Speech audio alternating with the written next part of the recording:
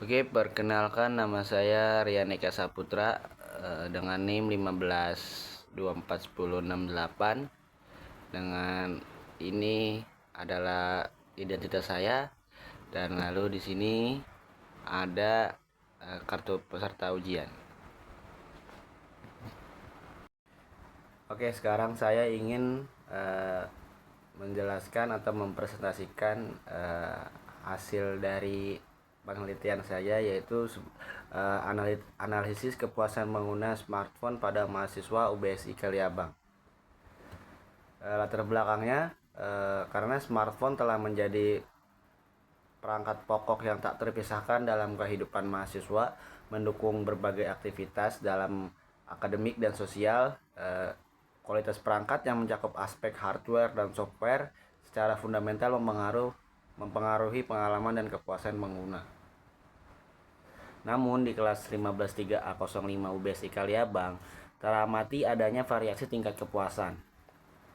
Kondisi ini mendorong perlunya penelitian untuk mengidentifikasi faktor mana yang paling dominan, apakah teknis, yaitu hardware atau software, atau non-teknis, yaitu merek atau dan harga.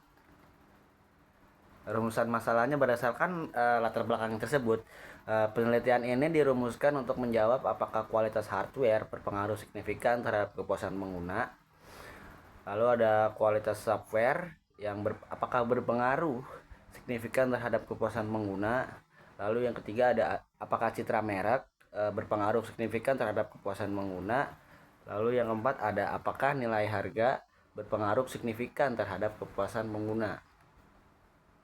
Lalu di sini ada tujuan dan manfaat penelitian. Tujuan penelitiannya yaitu untuk mengetahui tingkat kepuasan pengguna smartphone, menganalisis pengaruh kualitas hardware dan software, menganalisis pengaruh citra merek dan nilai harga.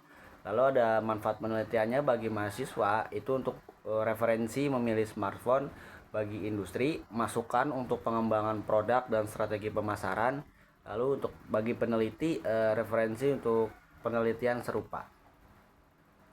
Metode penelitiannya yang saya ambil itu dengan pendekatan kuantitatif dengan desain survei. Instrumennya question Google Form skala Likert 1-5. Populasinya seluruh mahasiswa kelas 153A05, yaitu 60 orang, dengan sampel 48 responden yang melebihi minimum Slovin 38 orang. Dengan teknik sampling yang digunakan yaitu simple random sampling. Lalu di sini ada variabel penelitian, variabel independen yang di X, kualitas hardware, kualitas software, citra merek, dan nilai harga.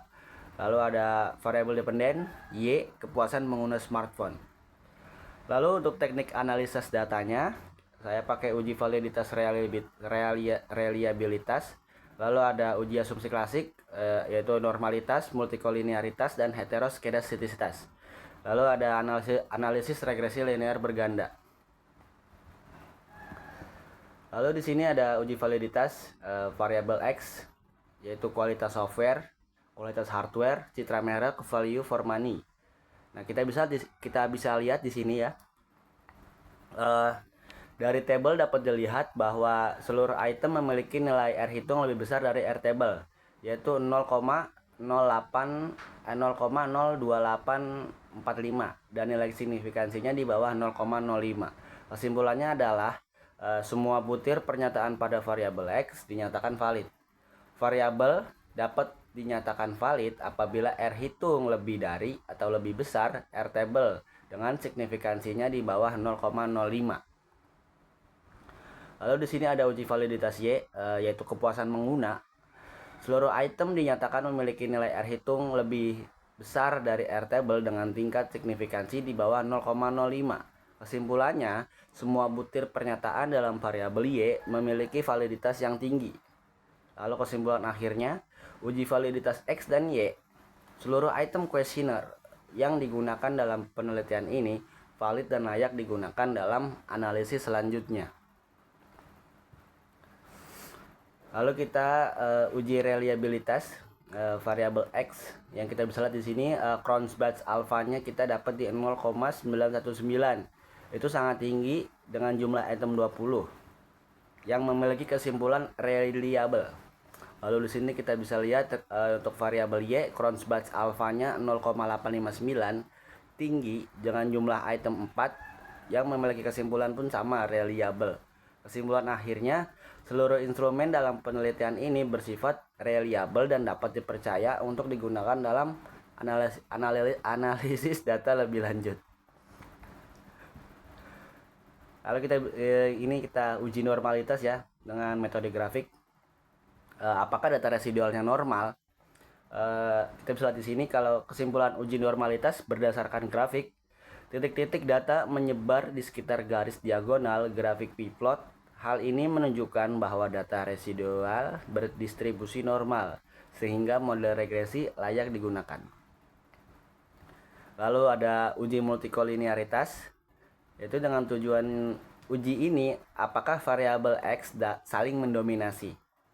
Dan kita bisa lihat di sini adalah hasil uji multikolinearitas. Seluruh variabel independen memiliki nilai toleransi di atas 0,10 dan FIF di bawah 10.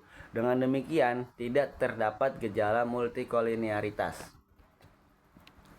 Lalu selanjutnya ada uji heteroskedasitas. Apa sih untuk tujuan ujian ini? Apakah kesalahan model tidak berpola? Kita bisa lihat di sini dari hasilnya, kesimpulannya adalah titik-titik data tersebar secara acak tanpa membentuk pola tertentu. Hal ini menunjukkan bahwa model regresi tidak mengalami gejala. Lalu kesimpulan akhirnya, model regresi memenuhi seluruh asumsi klasik dan valid digunakan untuk analisis regresi. Kita bisa lihat di analisis korelasi bagaimana hubungan antar variabel. Hasil analisis korelasi menunjukkan bahwa indikator-indikator pada variabel Y yang merupakan kepuasan memiliki hubungan yang sangat kuat dan signifikan. Kita bisa lihat nilai R berkisar 0,858 sampai 0,967. Nah, hal ini menunjukkan bahwa seluruh indikator kepuasan pengguna konsisten dan saling mendukung. Responden yang memiliki penilaian positif pada salah satu aspek kepuasan cenderung memberikan penilaian positif pada aspek lainnya. Lalu analisis regresi berganda, faktor apa yang paling berpengaruh? Kita bisa di sini dari model summary sama ANOVAC. Hasil regresi menunjukkan model secara keseluruhan signifikan F hitung sama dengan 29,888, signifikansi 0,000. Nah, secara analisis dari regresi berganda ini, secara individual hanya variabel X yang memiliki pengaruh signifikan, variabel X citra merek ya, yang memiliki pengaruh signifikan terhadap kepuasan pengguna, yaitu dengan koefisien 0,501 dengan signifikansinya 0. Lalu variabel X1 yaitu hardware, X2 software tidak signifikan, X4 value for money positif namun belum signifikan dengan signifikansinya 0,055. Kesimpulan analisis regresi citra merek X3 memberikan kontribusi terbesar terhadap kepuasan pengguna smartphone. Kesimpulan, apa kesimpulan utamanya? Secara keseluruhan, hasil penelitian menunjukkan bahwa seluruh instrumen penelitian valid dan reliable, serta model regresi memenuhi asumsi klasik. Faktor citra merek, brand image, terbukti berpengaruh signifikan terhadap kepuasan mahasiswa. Kualitas hardware dan software tidak memberikan pengaruh yang berarti secara statistik. Kepuasan mahasiswa lebih dipengaruhi oleh persepsi kepercayaan terhadap merek daripada detail teknis perangkat. Dan sekian, terima kasih dari presentasi saya. Semoga mohon maaf jika ada salah-salah kata atau bagaimana.